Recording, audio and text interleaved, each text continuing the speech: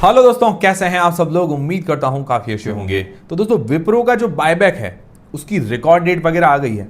5 जून को इसकी record date है।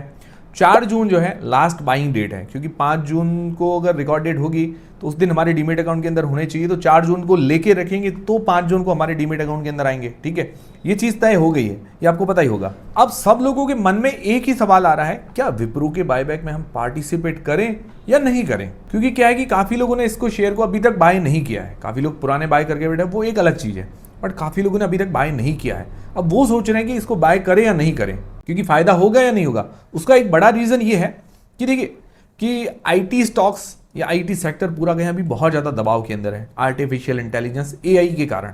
ठीक है, उसके कारण क्या है कि लगातार आप पिछले 1-1.5 साल से शेयर्स को देख रहे हैं, लगातार गिरते जा रहे हैं, बहुत ज्यादा शेयर गिरे हैं। अब लोगों को डर है, मान लो हमने बायबैक के लिए शेयर तो ले लिए, मान लो हम एक 100 शेयर की कैलकुलेशन लगाते हैं, ठीक है ना। तो 100 शेयर ले लिए, 25-30 सेलेक्ट हो गए, पीछे जो 70-75 शेयर बचे उनमें मान लो बाद में नुकसान हो गया तो क्या है कि हम इसके लिए हम पूरी बायबैक की कैलकुलेशन समझते हैं।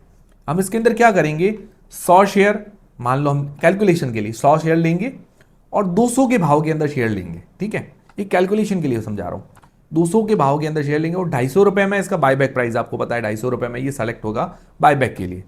और हम 25 शेयर और 30 शेयर दोनों का एग्जांपल समझेंगे। एक्सेप्टेंस रेशियो जो होता है भाई, 100 में से कितने शेयर हमारे सेलेक्ट होंगे, तो 25-30 जनरली एक मान के चलते कि भाई इतने शेयर सेलेक्ट हो सकते हैं, हो सकता है इससे ज्यादा भी हो। ठीक है, पूरी कैलकुलेशन जानते हैं क्या हमको नुकसान होगा नहीं होगा, उसके बाद आप अपना डिसीजन बना सकते हैं। देखिए मेरी तरफ से कोई बाय और सेल का रिकमेंडेशन नहीं है, सिर्फ आपको जानकारी बता रहा हूँ, कैलकुलेशन बता रहा हूँ ताकि आपकी हेल्प हो सके। और वीडियो अच्छा लगे तो लाइक जरूर किया कीजिएगा। और हाइप, एक हाइप पॉइंट होता है कमेंट के साइड में, कमेंट करोगे तब आप स्लाइड करोगे तो हाइप होता है, हाइप किया कीजिए ताकि ये वीडियो थोड़ा और चले और हमें भी थोड़ा बेनिफिट मिले, बनाने का कुछ पैसा मिले। तो और दोस्तों के साथ भी शेयर किया कीजिए, तो इस थोड़ा हमें बेनिफिट मिलता है। बाकी टेलीग्राम, इंस्टाग्राम, व्हाट्सएप, फेसबुक सबकी लिंक डिस्क्रिप्शन के अंदर है, ज्वाइन करके रख लीजिए। और दोस्तों एक चीज़ मैं कहना चाहूँगा, आज मैं मतलब वीडियो पहले शूट कर चुका हूँ, बट मैं आज साउथ गुजरात के अंदर हूँ, वो सूरत के पास है, अंकलेश्वर के पास जंखवाव में आया हुआ हूँ, मतलब कोई रिलेटिव्स के घर पे। तो वहाँ से कोई हो तो कमेंट करके ज़रूर बताइएगा। मैं उसी के आसपास हूँ, मतलब जंखवाव के पास बस दिल्ली वगैरह ये सारी चीज़ें हैं, अंकलेश्वर सूरत के आसपास हूँ मैं। तो अब देखिए हम कैलकुलेशन जो करेंगे विप्रो शेयर के लिए, क्या करेंगे भाई, हमारी बाइंग प्राइस वो देखेंगे। ठीक है, हमारी बाइंग प्राइस हम मान के चले, अभी जो प्राइस चल रहा है 200 रुपये के आसपास, हमने 200 रुपये में इसको बाई कर लिया, 100 शेयर बाई किए। ठीक है, तो हमारा जो इन्वेस्टमेंट वैल्यू हो गया वो हो गया 20,000 रुपये। ये चीज़ क्लियर है कि 20,000 रुपये हमने इन्वेस्टमेंट किए, 100 शेयर ले लिए, 200 रुपये के भाव में ले लिए। एग्जाम्पल के लिए बता रहा हूँ। अब मान लो एक्सेप्टेंस रेशियो कितना होगा, तो हम 25 से 30% मान के चलते हैं, इससे ज़्यादा नहीं। इससे ज़्यादा भी हो सकता है, ऐसा कुछ नहीं है, क्योंकि बड़ा साइज है बायबैक का, तो इससे ज़्यादा भी हो सकता है, बट अभी हम 25 से 30% ही मान के चलते हैं, ज़्यादा नहीं मान के चलते हैं। ठीक है, तो इस हिसाब से पूरा हम कैलकुलेशन कर लेंगे।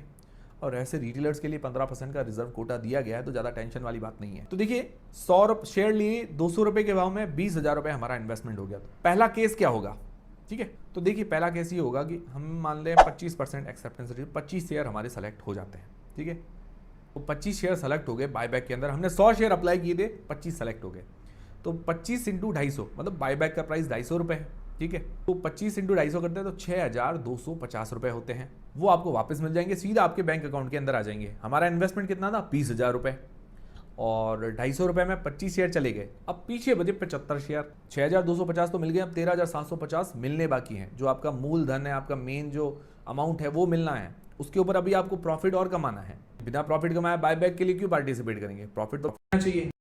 तो अब बचे पीछे पैसे 13,750 रुपये, और हमारे पास 75 शेयर बचे, तो 13,750 बटे 75 करते हैं, मतलब 75 का भाग लगाते हैं। तो हमारे पास अभी जो शेयर है उसकी एवरेज प्राइस हो जाएगी 183.33 रुपये।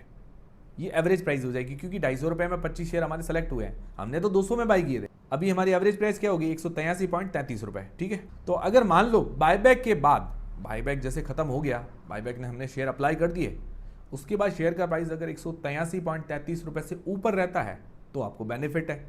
जितने भी आपने सेल किया, 185 में सेल किया, 190 में सेल किया, 200 में वापस सेल कर दिया, तो आपके लिए एक बेनिफिट हो जाएगा। ठीक है, आपने प्रॉफिट कमा लिया, आपका प्रॉफिट आ गया। और 183.33 से नीचे चला गया तो आपका लॉस है। अब दूसरा आता है केस बी, उसके अंदर हमारे मान के चलते हैं कि जो एक्सेप्टेंस रेशियो है 30% है। 100 में से 30 शेयर हमारे सेलेक्ट हो जाते हैं। तो 30 इंटू 250 करते हैं, मतलब जो बायबैक का प्राइस है, 30 शेयर सेलेक्ट हो गए, 250 रुपये बायबैक का प्राइस, तो 7500 रुपये होते हैं। 7500 रुपये हमारे मतलब बैंक अकाउंट के अंदर आ गए। और बचे हुए कितने शेयर है? 70 शेयर है। और पैसा हमारा वापस कितना बचा हुआ है? 12,500 रुपये बचा हुआ है। इसके ऊपर प्रॉफिट और कमाना है। तो 12,500 का भाग है 70 में, मतलब 70 का भाग लगेंगे 12,500 के अंदर, और 178.57 रुपये इसकी एवरेज प्राइस आ गई, क्योंकि हमारे 30 शेयर सेलेक्ट हो चुके हैं। पीछे जो बचे हुए प्राइस क्या बन जाएगी? 178.57 रुपए। अब मान लो शेयर का भाव 178.57 रुपए से ऊपर ऊपर रहता है, तो आपके लिए बेनिफिट है बायबैक का, वरना आपके लिए लॉस हो सकता है। अब इसके अंदर ओवरऑल कंक्लूजन क्या है? ओवरऑल कंक्लूजन एक तो ये है कि जो आपकी बाइंग प्राइस है, ठीक है, अभी जो 187 रुपए के आसपास आया था तब तो ठीक है, थोड़ा बेनिफिट हो सकता है। अब 200 रुपए के आसपास है, तो इसके अंदर थोड़ा मैंने आपको कैलकुलेशन बता दिया। 25 एक्सेप्टेंस रेशियो, तो 183 से ऊपर प्राइस होनी चाहिए लास्ट जब गिर गिर के, और 30 एक्सेप्टेंस रेशियो, तो 178 से ऊपर प्राइस होनी चाहिए अगर जाता है शेयर।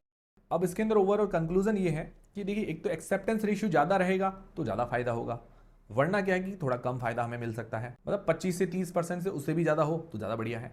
दूसरा एक चीज़ है, जिन्होंने कम भाव में लिया, 187 रुपए से के भाव के आसपास लिया है, तो उनको थोड़ा सा ज़्यादा बेनिफिट मिल सकता है। अब बायबैक के बाद भाव कितना कम होता है, कितना ज़्यादा होता है, इसका पूरा अभी हमें अंदाज़ा नहीं है। देखिए, कितना गिरेगा कितना चढ़ेगा ये तो किसी को अंदाज़ा नहीं होता है, बट मैंने जो ये कैलकुलेशन ये पूरी आपको समझा दी है। अब आप सोचिए कि आप इसके अंदर अप्लाई करेंगे नहीं करेंगे, आपको कितना फ़ायदा होगा नहीं होगा, ये कैलकुलेशन लेके चलिए।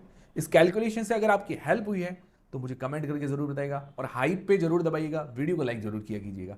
और देखिए, अभी तक यहाँ तक हम ठीक है कि भाई जो बायबैक है पार्टिसिपेट करना है नहीं करना है, पहली बात तो यहाँ है। अब बायबैक में अप्लाई कैसे करते हैं वो हम बाद में देखेंगे, जब रिकॉर्ड डेट निकल जाएगी। अप्लाई कैसे करना उसके बारे में हम बाद में देखेंगे। अभी भी थोड़ा ब्रीफ में समझा देता हूँ। देखिए, बायबैक में अगर आपको अप्लाई करना तो कॉर्पोरेट एक्शन में जाना है, कोई भी आपका डीमेट अकाउंट जहाँ पर हो, या धन वगैरह में कहीं पर डायरेक्ट भी दिखा देता है, ठीक है ना, बायबैक के लिए।